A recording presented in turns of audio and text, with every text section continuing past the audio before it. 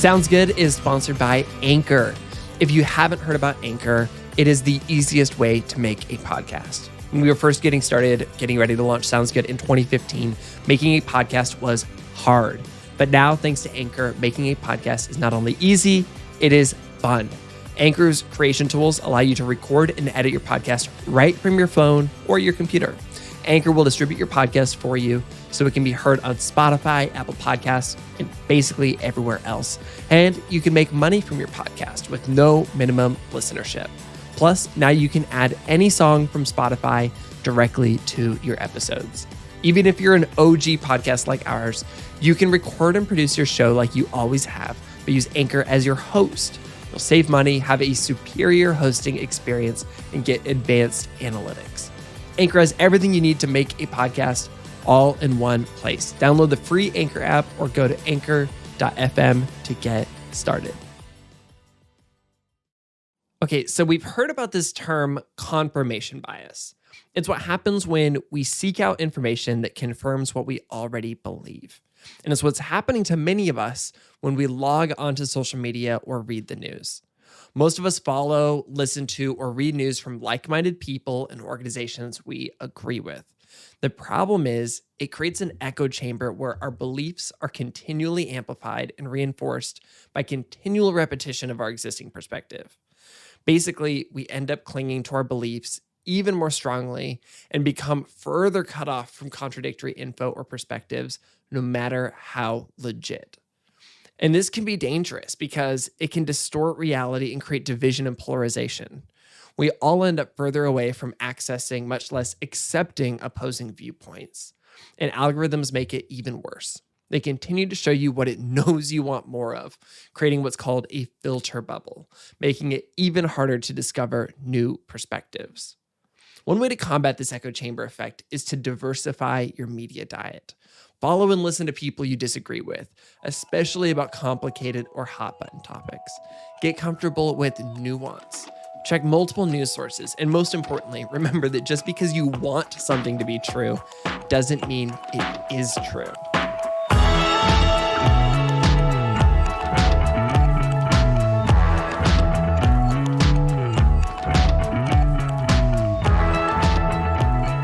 This is Sounds Good. I'm Brandon Harvey, and today our guest is Harleen Kaur, co-founder of Ground News, a news comparison platform that promises to burst your filter bubble by offering news for people from all political ideologies. Before launching the company with her brother, Sukh Singh, she worked as a NASA engineer and later a VP at Rolls-Royce. Ground News has a website, app, browser extension, and newsletter that aggregates news from more than 50,000 publications and social media trends and presents how both sides of the political aisle are reporting on it. I got to talk with Harleen about our experiences with confirmation bias, how each of us can actively work to be better media consumers, and why being thoughtful about the way that we consume the news is helpful to us as individuals and to the world. With that said, let's just jump straight into this conversation.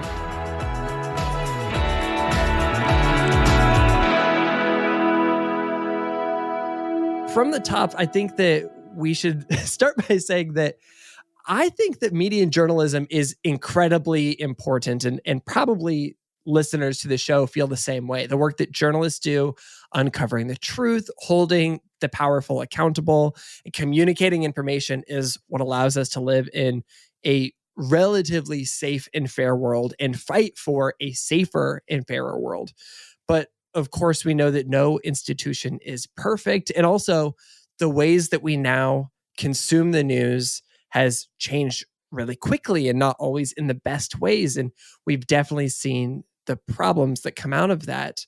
Harleen, I know that you've been up close and personal with all of these tensions. Can you tell me about the problem that you saw in the media and why you decided to do something to help solve that problem? Yeah, you described it really well, Brandon, why news is so important. And it's undisputable that there are a lot of issues with news right now, especially how we're consuming it. So I think everybody knows what those issues are, like misinformation and clickbait and sensationalism and the things that you keep hearing again and again, and quote unquote fake news, which has been very politicized right now. And the main reason that we think that this has all come about is actually because how news publishers started to monetize news. And how they started to monetize news when news hit the internet was through advertisements. So you need a consumer to click on a news piece before you can get their ad dollars, because people stop paying for news through subscriptions. So, how do you get people to click on a piece of news?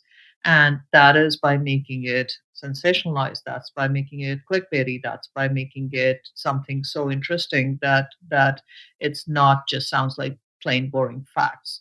So that is kind of the issue that is manifesting itself in various forms in the news consumption today.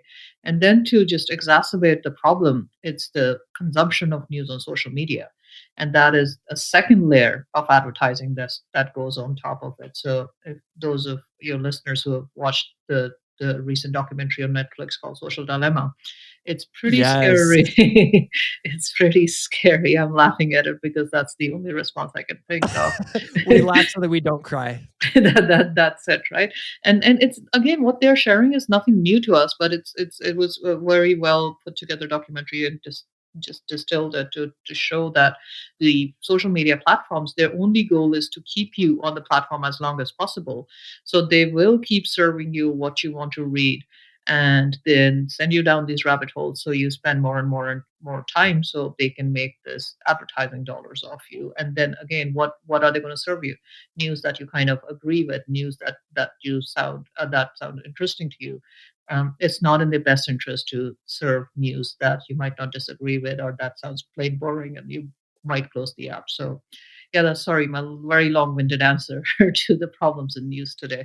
No, I mean, that's something that I have definitely experienced and felt at Good. Listeners will know we've got an Instagram account and we share good news stories on it every day. And unfortunately, some of our most viral posts end up being the things that it's not the best news in the world. It's just the thing that's maybe the most controversial or the most salacious, or like it's going down a particular trail, but that's what's going to perform better in the algorithm because more people are getting riled up.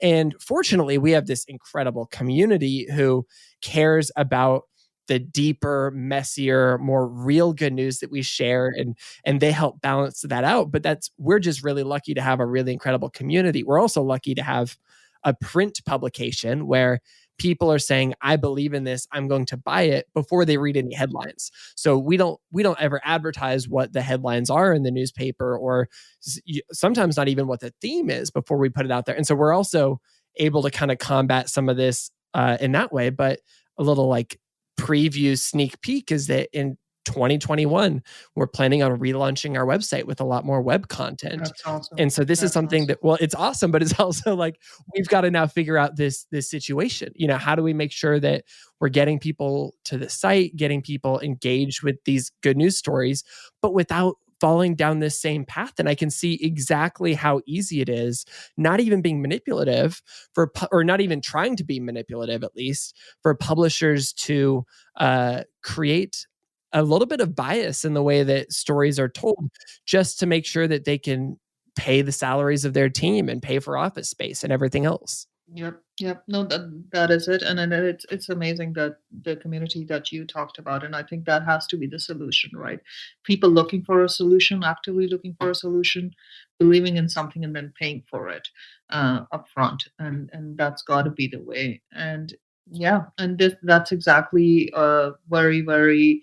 I think our missions are very overlapping with your community and Ground News community as well, because people come to Ground News. Again, I didn't even describe what we do. We take the same piece of news and show you how different sources with very different narratives are covering that same piece of news. And what we do is challenge people to look at the same piece of news from a very different angle than you would have normally looked at if you only read a one source or one single news source or a couple of news sources that are very similar to each other. And by challenging your perspective, we want to give you the full picture news. So again, you don't end up in that filter bubble, which is so very dangerous. I personally am a huge fan of Ground News. That's why we're talking, because I've been just a big fan of the work that y'all do for quite some time now. And I agree that we've got a lot of overlap in our communities and the things that we care about. The work that y'all do is really fascinating because you help people understand their blind spots. You help people understand issues more fully. And here's the hard part. A lot of times when I think about fake news, when I think about misinformation, I think about the people I disagree with. And, Yeah, yeah. in my mind, I'm thinking, It's only human, right? yeah, I'm like, oh, they're so dumb for falling for this. Why aren't they paying attention to everything? But I have found it more helpful to, instead of focusing on the failures of the people I disagree with, to look at my own problems, my own blind spots. And so I kind of want to ask you, tell me about your own personal approach to helping overcome blind spots. Knowing that to some level, the news that you're consuming is going to be biased in some way at a default, just because of, like you said, the way that algorithms work. How do you actively combat that? What does your kind of day-to-day news routine look like? It's interesting. I think my day-to-day news routine is what led to ground news. So what I was doing was, and it's funny, and this is kind of how I grew up watching news. So when I was young, my dad used to have a cable news bundle, and we would listen to CNN, we would listen to Fox, we would listen to, but then he would go to these other international news sources like Al Jazeera or Deutsche Welle or South China Morning Post, and I grew up kind of like switching it between channels and hearing different narratives, and it's always made me curious that how different they are, right? And back in the day was the same advertising model that existed. So what I started doing was mimicking that, and opening 10 different news windows to try to see, say, I'm reading a news about Iran, and I'm curious, and I'm trying to see, okay, this is how international media covered it, but I wonder how Iranian media is covering it, and it's not just Iranian media that is, say, the mouthpiece of the government. How is the alternative Iranian media covering it? So what I found myself doing was like opening 10 browser windows and spending a lot of time trying to consume news, and that was kind of the origination of Brown News. That, hey, what if somebody did that work for you? And we showed you all the relevant news sources and say, hey, this is how this same piece of story has the most diverse narratives. And I think it's that, as you said, like it's very easy for us to think that whoever we don't agree with is at fault, right? It's the human nature. Like I must be doing it right, but the other person is wrong. So I think challenging yourself is very, very hard. But what we at Ground News are doing is at least make it easier. So say it's a political story in the U.S., our news sources will vary from very far left from, I don't know, something like Mother Jones or Jalopnik or HuffPost to further along the spectrum. Then in the middle, we'll have some newswire service like Reuters or NPR, and then further out, and to all the way to something like Breitbart and Epoch Times or Gateway Pundit too. And just to expose my own bias, a news site that I would normally never ever go to, just because I feel like it's very hard for me to be able to read news there. But because we have it available on the fingertips, I can quickly scroll across and see, okay, I wonder what spin did they put on this news, or what part did they exaggerate it, or what part am I missing? As I said, just acknowledging my own bias, that what am I missing that I wouldn't have been able to consume on my end of the spectrum. So yeah, I think we all need to do that. It takes work, but in this world where we've all gotten used to everything being reduced to a tweet and TLDR versions of everything, it's more work to do that. But I think that's the only solution, right? It's now there is a whole movement of mindfulness and putting more thought into how we do things. And I think this has to translate to our news consumption as well. Sometimes the issues are just not straightforward enough to put it in three lines. You have to read different perspectives and wrap your mind around it to understand what's really going on. And I will say, you guys do make it really easy. I mean, I just get an email a few times a week from y'all that just says, hey, here's the things that were probably in your blind spot that you missed this week. And I go, oh my goodness, I didn't even see this in my regular news consumption.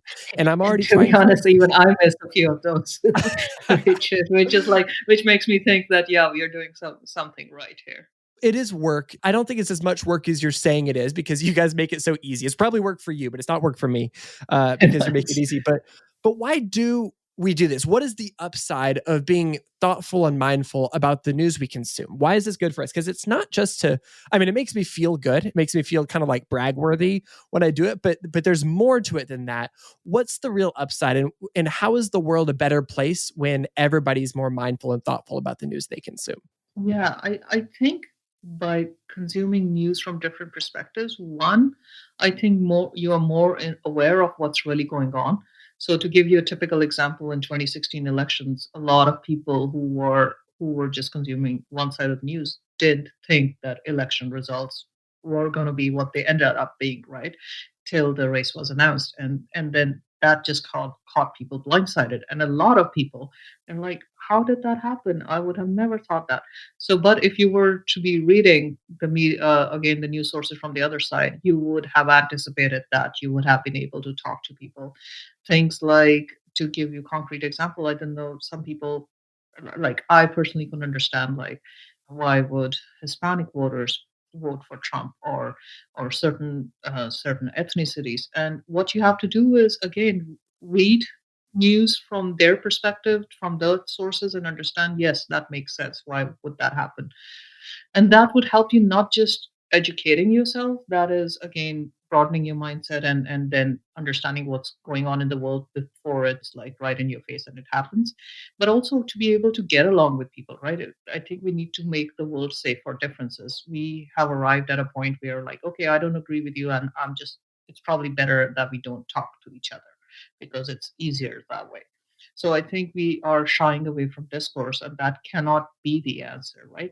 If I read the piece of news from your perspective, then at least I'm capable of having that conversation with you and say, okay, I see where you're coming from. You read X, Y, and Z facts, whereas I read A, B, and C. So let me tell you about A, B, and C, and I understand your X, Y, and Z, and let's have a conversation about it. And which is very, very important, right? To bring people together and yeah, make it a better place for everybody. I am loving this conversation. I think this is all so wise and thoughtful. And I'm just reminded of the ways that I need to just continue to be intentional about this and that it matters.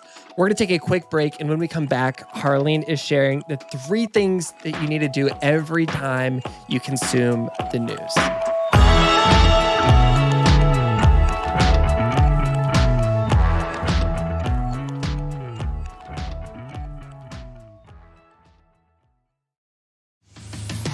Sounds Good is sponsored by Libro FM.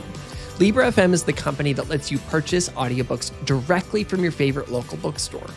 I was actually already a Libro FM subscriber before we partnered with them, and in addition to getting access to more than 150,000 audiobooks, I also get to help a small business I care about keep its doors open. As a special offer for Sounds Good listeners, Libro FM is offering 2 audiobooks for the price of 1 with your first month of membership with the code GOOD.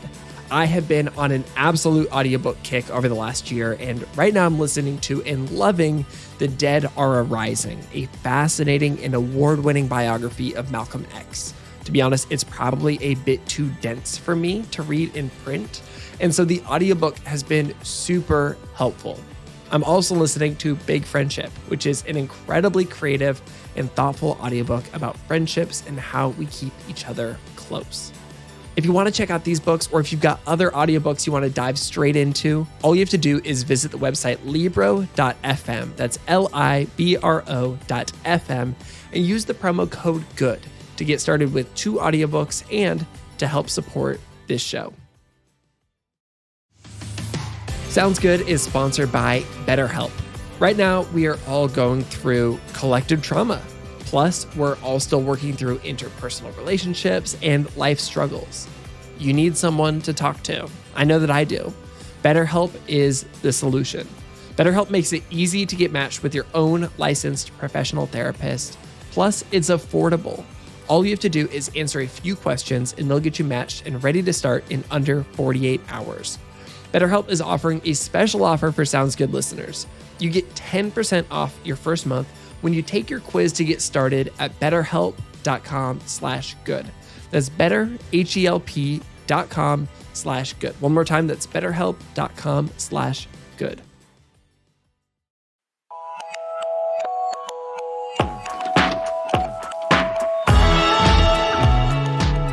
All right, Harleen, I am trying to be a more thoughtful news consumer heading into 2021.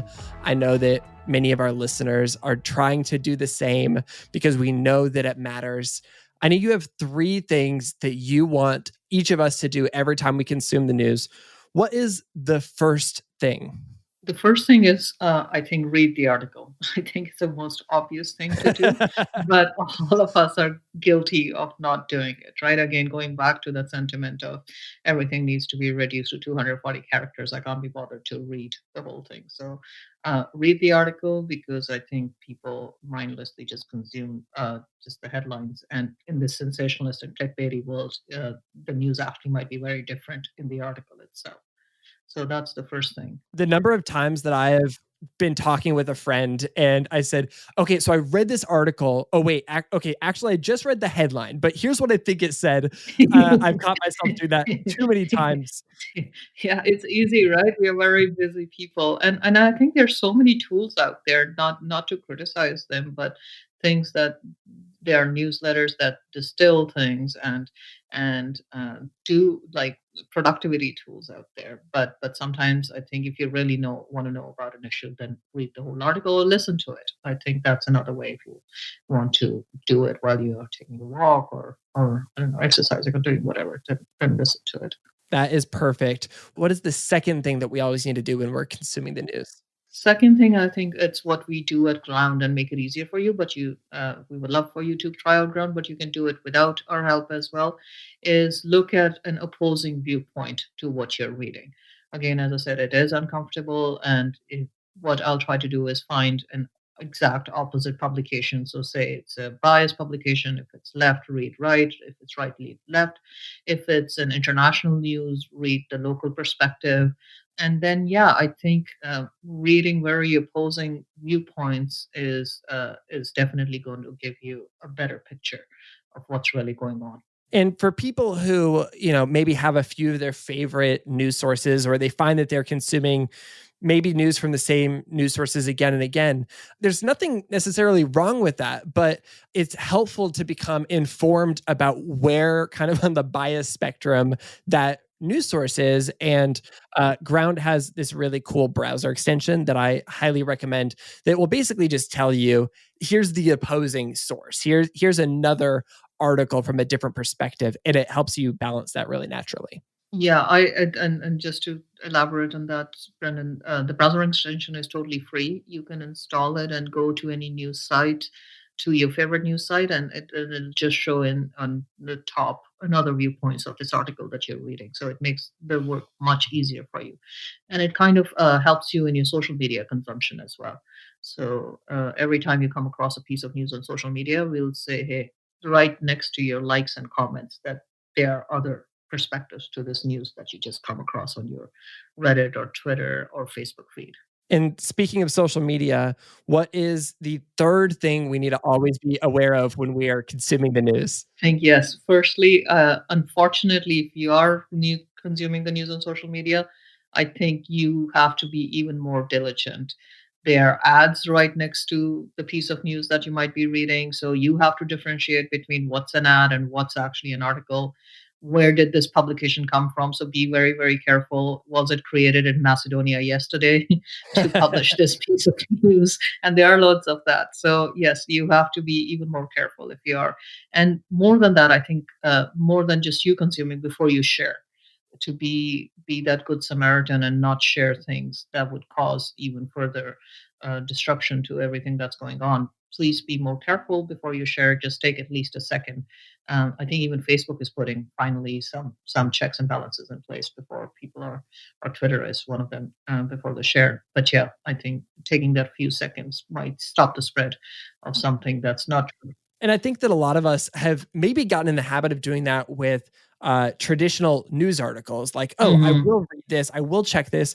But, in the world of Instagram, where anybody, good included, can make a beautiful graphic that explains a news story. Or in the case of me today, I saw this hilarious TikTok that was this commentary on a piece of news. And I was like, I need to share this on Instagram. But I caught myself right before I shared it. I was like, I need to just fact check this really quick. And it turned out that it was not fully true, or it didn't tell the full story, which of course is not going to. It was a humorous TikTok, but it didn't Yeah, tell enough yeah. of the story. And so I didn't share it. And I think that if we all get into the habit of not just doing that with news articles, but also all of the social media content that we want to post on our stories or whatever, I think that matters too. Absolutely. I think people need to act more like you, Brendan. I think that's my final advice. I've made that mistake way too many times for people to try to act like me, but I'm glad I caught myself today. This is seriously so helpful, Harleen. I'm loving all of these steps. I'm definitely going to do my best to follow them. It's the beginning of 2021. 2020 was filled with a lot of misinformation, a lot of media bias. Do you feel a little bit of a sense of hope about the future of news? Like, is there something that we can feel comforted by as we close out this conversation? Yeah, absolutely. Not just a little hope. I'm very hopeful. I think, yeah, we all need and deserve a better year than 2020 was. I think 2021, if anything, I think it's highlighted all the problems there are with news and bias and misinformation. And I think it's made people more aware. So I'm very hopeful that people are going to do more work and look actively for the solutions to become better news consumers in 2021.